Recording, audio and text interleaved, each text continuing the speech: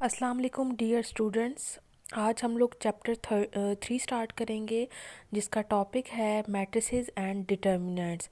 Matrices and determinants का concept सबसे पहले बेसिकली इंग्लिश मैथमेटिशियन जेम्स सेल्वेस्टर ने यूज़ किया था और आजकल जो है मैट्रिसेस हाई स्पीड कंप्यूटर्स में यूज़ किए जा रहे हैं और इसके अलावा वेरियस डिसिप्लिन्स में हम मैट्रिसेस को अपना रोल प्ले करते हुए देखते हैं।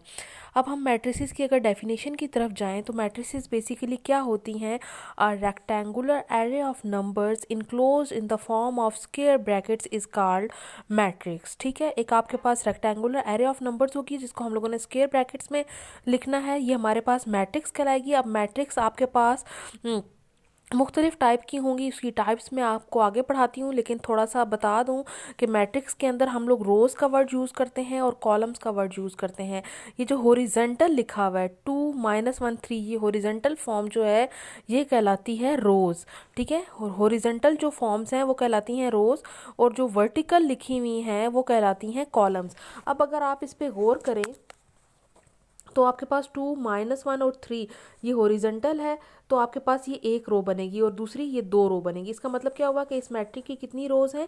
दो रोज़ हैं इस मैट्रिक्स की। ठीक है, अब हम अगर कॉलम्स की तरफ जाते हैं तो हम देखते हैं कि इसके कितने कॉलम्स हैं। 2 - 5 ये इसका एक कॉलम है, ये इसका दूसरा कॉलम है और ये इसका तीसरा कॉलम है। तो ये आपके पास एक मैट्रिक्स है जिसमें आपके पास दो रोज़ हैं और तीन कॉलम्स हैं। ठीक है, और इसके अंदर जो अंदर रोज़ और कॉलम्स के अंदर जो यूज़ हो रही हैं एंट्रीज़, उनको हम लोग बेसिकली एंट्रीज़ बोलते हैं या एलिमेंट्स बोलते हैं। जो इसके अंदर जिन जो एलिमेंट्स या एंट्रीज इसको रोज़ बना रही हैं या कॉलम बना रही हैं, जो नंबर्स इसको रोज़ या कॉलम्स बना रहे हैं, उनको हम क्या बोलते हैं? एंट्रीज़ बोलते हैं।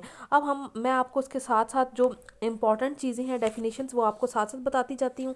यहाँ पे सबसे इम्पॉर्टेंट जो है कि रो मैट्रिक्स क्या होती है या इसको रो वेक्टर क्या होता है।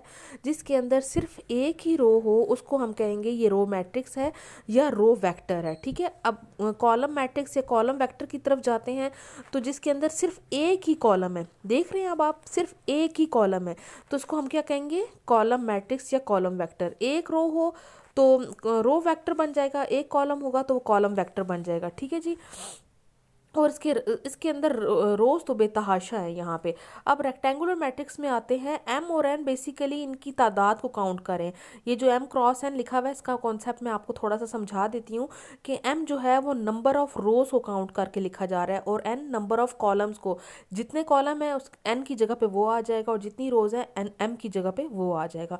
अब रेक्टेंगुलर मैट्रिक्स वो मैट्रिक्स होती है जिसमें number of rows is not equal to number of columns, यानी कि रोज़ और कॉलम्स आपस में बराबर नहीं होते। यहाँ पे एक वर्ड आप पढ़ रहे हैं बेटे, ऑर्डर का। ऑर्डर बेसिकली क्या होता है कि जो रोज़ और कॉलम्स हैं, यानी कि अगर इसकी सिर्फ इसकी बात करूँ तो इसके अंदर दो रोज़ और तीन कॉलम्स हैं, तो यहाँ पे मैं साइड पे करके लिखूँगी 2 × 3, यानी दो रोज़ 3 कॉलम्स, तो ये इसका कहलाता है ऑर्डर। ठीक है, ऑर्डर का कॉन्सेप्ट आपको समझ में आ गया। इस पे अगर मैं जाऊँ तो यहाँ पे मेरे पास 1 2 3 4, तो कितनी रोज़ हैं? यहाँ पे कोने पे आपने लिखना है 4 रोज़ हैं और क्रॉस का सिंबल डालना है और कॉलम्स कितने हैं? 1 2 3, 3 कॉलम्स हैं। ठीक है, तो ये इसका ऑर्डर कहलाता है।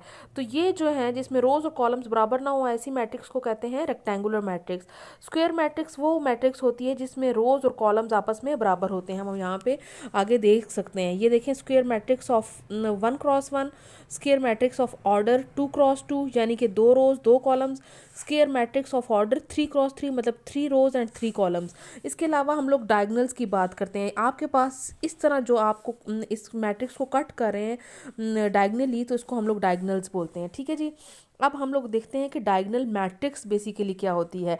ऐसी मैट्रिक्स जिसके सिर्फ डायगनल में एलिमेंट्स हों, ये देख रहे हैं आप,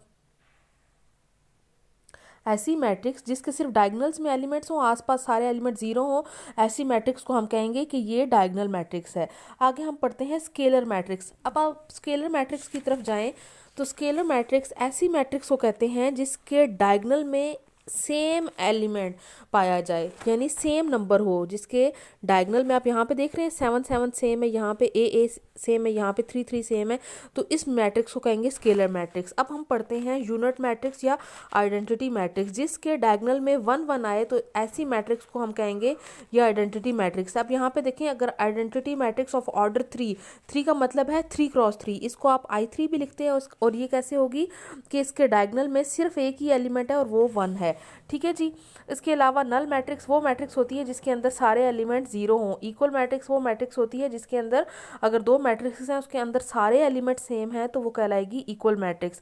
एडिशन ऑफ द मैट्रिक्स, किसी भी मैट्रिक्स को ऐड करना होगा तो उनकी जो सेम एंट्रीज होंगी वो आपस में ऐड होंगी, कोरिस्पॉन्डिंग एंट्रीज आपस में इसकी ऐड हो जाएंगी। और सब्ट्रैक्शन के लिए भी हमारे पास यही रूल है।